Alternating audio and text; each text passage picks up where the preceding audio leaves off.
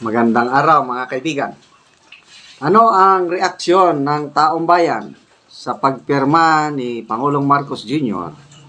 sa 2025 General Appropriations Act ngayong araw?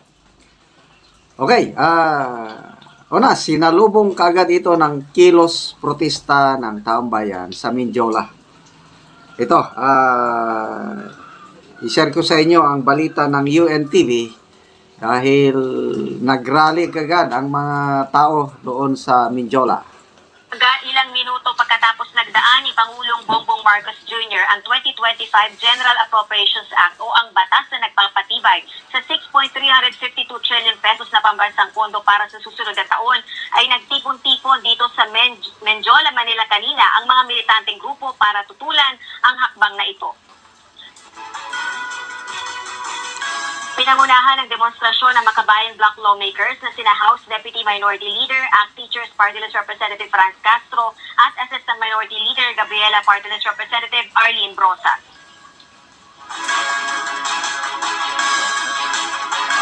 Servisyo sa tao! Huwag gawing negosyo! Huwag gawing negosyo! Servisyo sa tao! Nila napakalaking insulto sa mga guro, healthcare workers at mamamayan na binawasan ng pondo para sa kanilang mga serbisyo habang binubusog umano ang mga kaalyado sa politika. Sa pamagitan umano ito ng pinalobong pondo sa Department of Public Works and Highways o DPWH, gayon din ang pagpapanatili ng malaking pondo para sa militar. Dagdag pa ng mga ito, hindi rin sapat ang idinagdag na budget para sa sektor ng edukasyon na dapat ay pinaglalaanan ng pinakamataas na alokasyon taon-taon. Git din nila hindi sapat yung 10 araw na pagrepaso sa yearly appropriations at dapat ibinalik ito sa Kongreso para madagdagan ng budget para sa serbisyo publiko. Pag-aaralan naman ng Makabayan Bloc lawmakers ang mga opsyon nila kaugnay ng nilagdaang pambansang pondo habang hindi pa nakikita ang buong detalye kaugnay nito. Kabilang na yung posibilidad na paghahain ng petisyon sa Korte Suprema oras na matukoy na questionable ang constitutionality nito. Agaan nila ang mahalaga ngayon ay nakakapagsalita ang publiko kaugnay ng mga hinihinalang irregularidad sa pambansang pondo. Balik sa iyo, Aga. Okay, so maganda yung binanggit, ano? Na kung minsan may pakinabang din itong Makabayan Bloc dahil may kumukontra talaga. Pag-aralan nila ang posibilidad na maghain ng petisyon o reklamo sa Korte Suprema.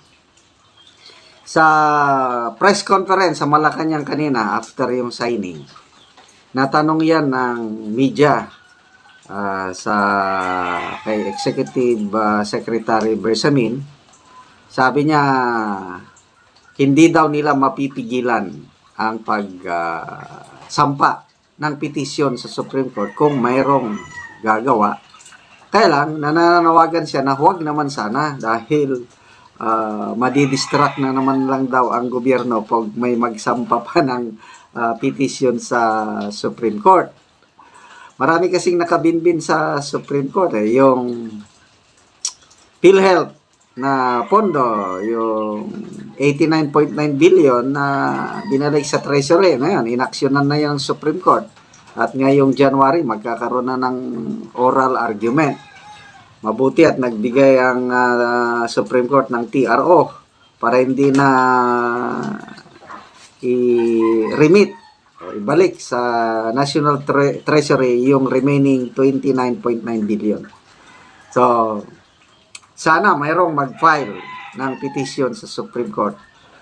Last year, yung 2024 na budget, may nag-file kaya lang wala rin So, ito, meron ding reaksyon ni Attorney Roque.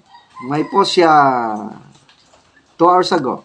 Sabi niya, binodol na naman ang mga Pilipino. Kaya Attorney Roque nga post ito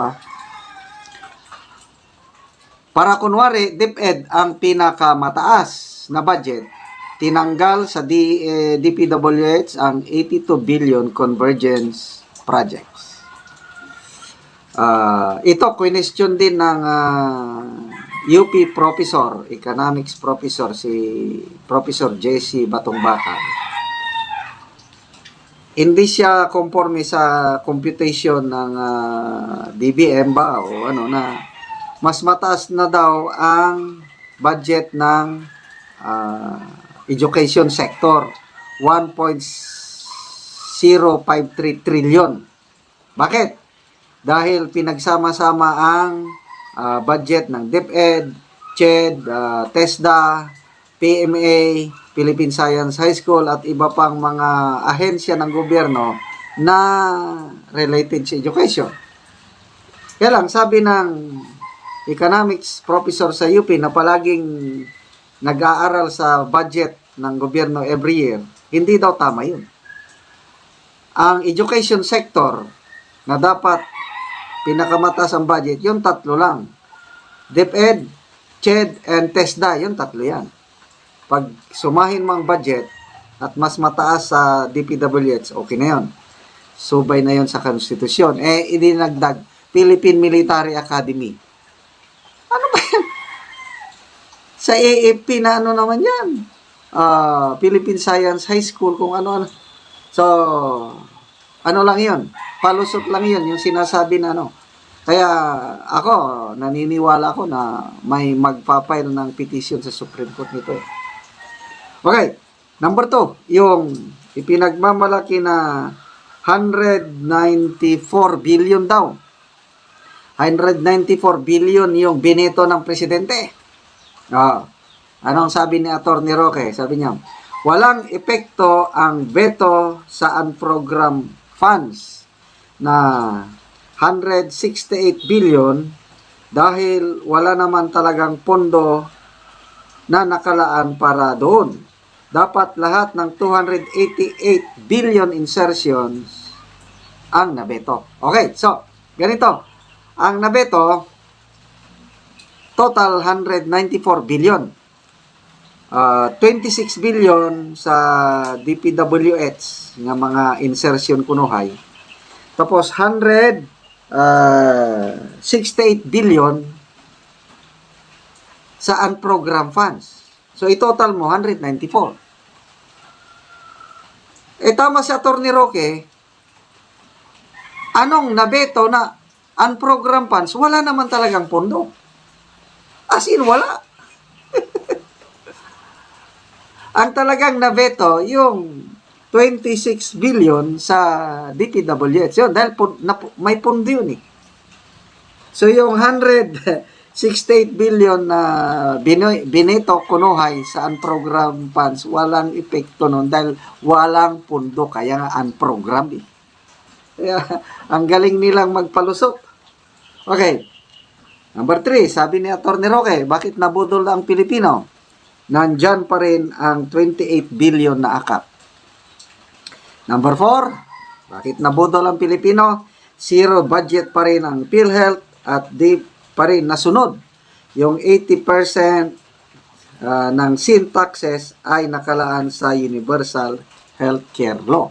So, ito yung mga basihan na pwedeng magsampa ng petition sa Supreme Court. Yung hindi pagsunod sa sin tax law.